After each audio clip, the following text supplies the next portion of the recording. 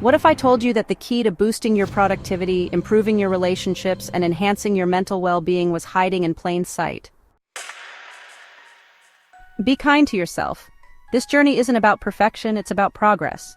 What matters most is continuing to move forward. And not how many times you stumbled. Stay to the end and I'll share what surprised me most. And let's dive in, starting with what the doctors have to say. Dr. Jennifer Weniger, a licensed psychologist and marriage and family therapist at Loma Linda University Behavioral Medicine Center, emphasizes the restorative power of digital detoxes. A digital detox allows our minds and bodies to restore their natural rhythms. It can enhance relationships and productivity. It can provide you with a genuine opportunity to feel mentally and physically relaxed. Constant exposure to screens and digital information can lead to stress, anxiety, and burnout. Dr. Jeffrey Lambert, a lecturer in health and exercise psychology at the University of Bath, notes that taking breaks from social media in particular can have positive impacts. Several experimental studies have illustrated the psychological benefits of unplugging. In one study, participants asked to abstain from social media use for a week were found to have higher mental well-being and social connectedness and lower fear of missing out, or FOMO.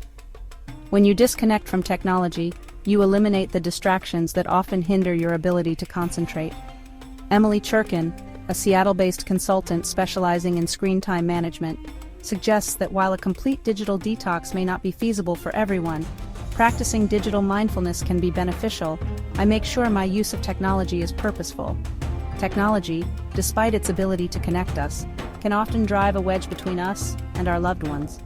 A tech-free weekend encourages face-to-face interactions, deeper conversations, and quality time with family and friends. Decide on the specific times when you will unplug. Whether it's from Friday evening to Sunday morning or just one full day, setting clear boundaries will make it easier to stick to your commitment. Fill your tech-free time with activities that keep you engaged and fulfilled.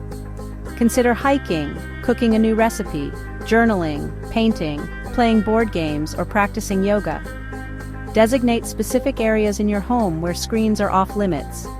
This could be your bedroom, dining area, or a cozy corner where you can read, meditate, or engage in other offline activities. Amber Case, an Oregon-based anthropologist, suggests using tracking tools to become more aware of your tech usage patterns. I started using lots of different tracking tools on my phone.